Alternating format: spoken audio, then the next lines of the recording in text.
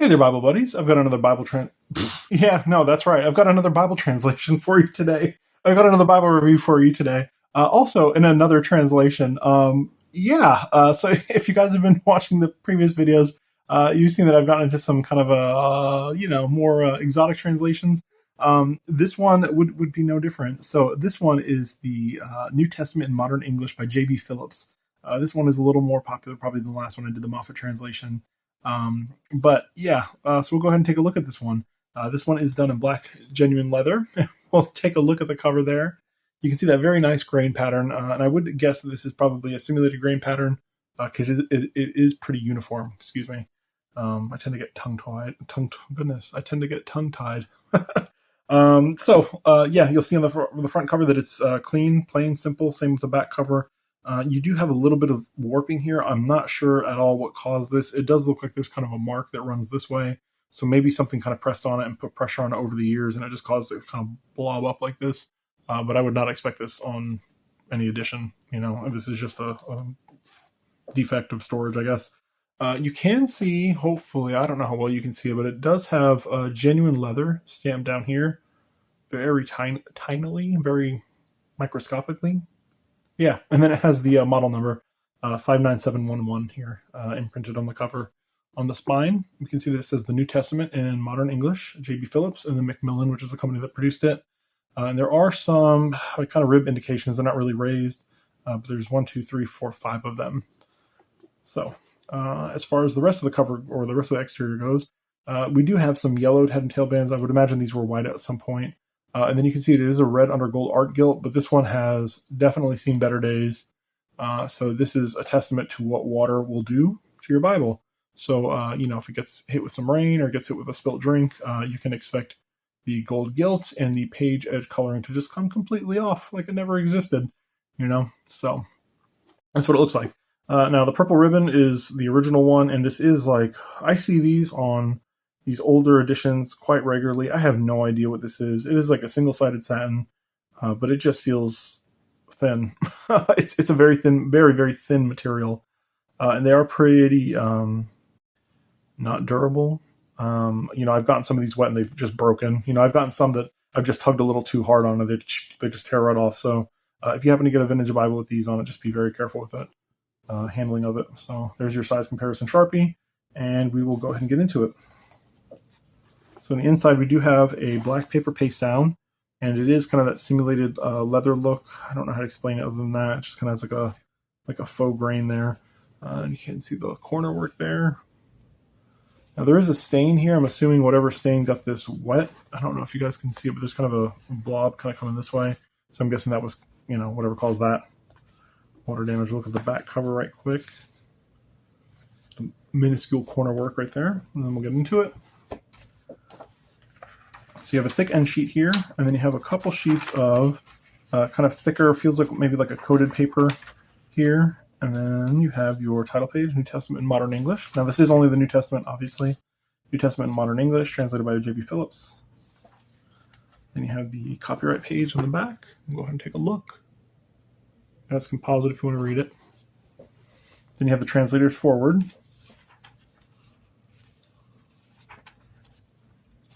This paper is very creamy, so it does have a definite yellow color, and it seems like it's a combination between the original yellow color of the paper and some oxidation, so it is a little kind of like extra yellow. You have your table of contents here on the back as well.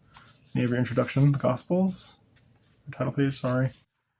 Then you have the Gospel of Matthew, and this gives like a little outline of it. Nope, just kidding. This is the actual Gospel of Matthew. Sorry, these modern translations and the way they format things kind of throws me. So this one is very unique in the way that it's formatted. So this is the Gospel of Matthew, and you can see that there is a little header here at the top to tell you what's going on, the ancestry of Jesus Christ.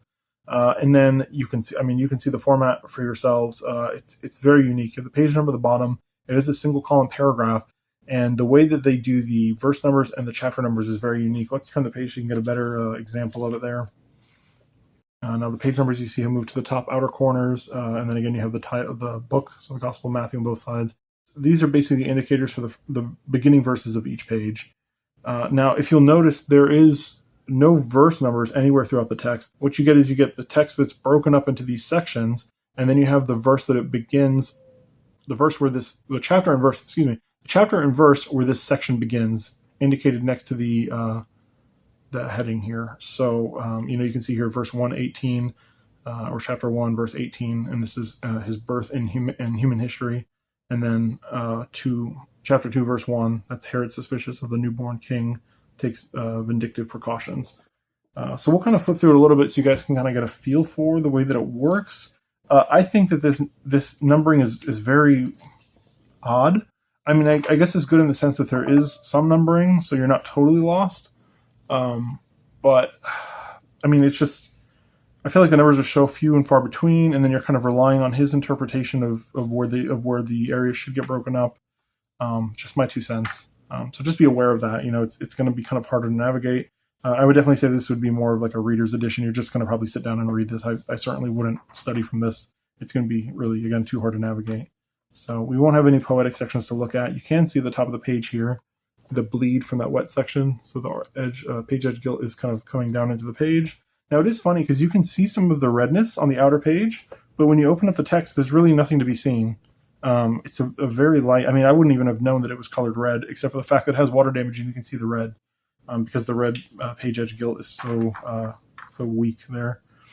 But yeah, I don't really know what to show you guys. I mean, I guess you already saw that it's a black letter text. It's not a red letter text. It's just very unique in the layout. Very unique translation too. I do hear some good things about the J.B. Phillips, though. I haven't had a chance to read this one, and I would love to be able to read it. So hopefully one of these days God will bless me with enough time on this earth to be able to read it, and I will get to do so. So let's get to the end. I think there's a few things at the end, a few little goodies here. The Book of Revelation.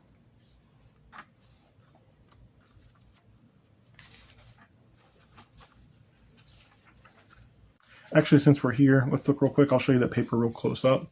The paper is really nice. The see-through is pretty minimal.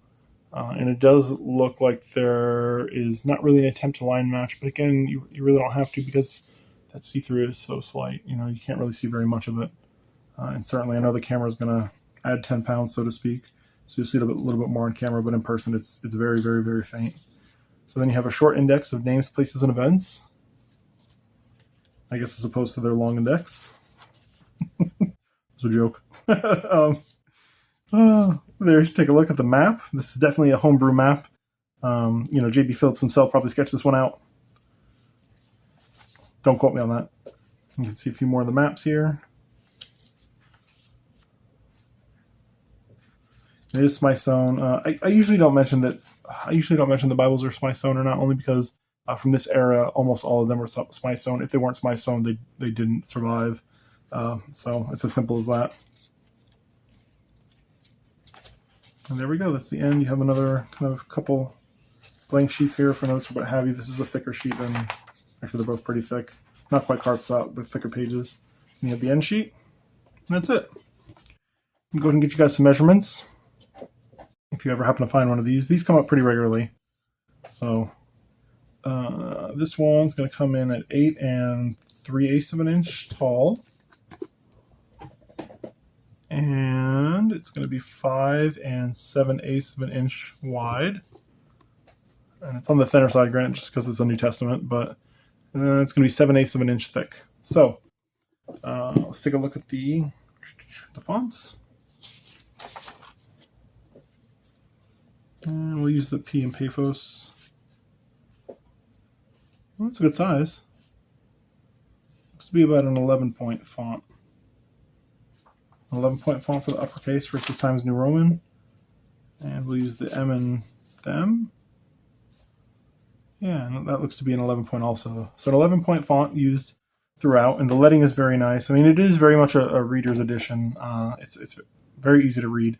Obviously not so easy to navigate just given the verse numbers. But again, I would, if you're interested in this one would be a good one to pick up and just kind of do a quick read through so you can get a feel for the translation. Now, I don't think that J.B. Phillips, I don't think he did anything other than the New Testament. I could be wrong on that. Please comment down below if you know. I think the only thing that I've seen really is the New Testament. Now, these leather ones are I don't want to say like super rare. They don't come up very often. And certainly if you go and look for the hardback, you'll find the hardback like all over the place. The hardback is kind of it's definitely a funky design. It screams 1970s and 1960s if you see it, maybe right at the transition there. So you'll know it when you see it. But the JB Phillips, if you guys are interested, feel free to look for one on eBay. Otherwise, if you could please like, comment, subscribe, all that goodness down below. Bible buddies, appreciate you checking this one out. Until next time, bye.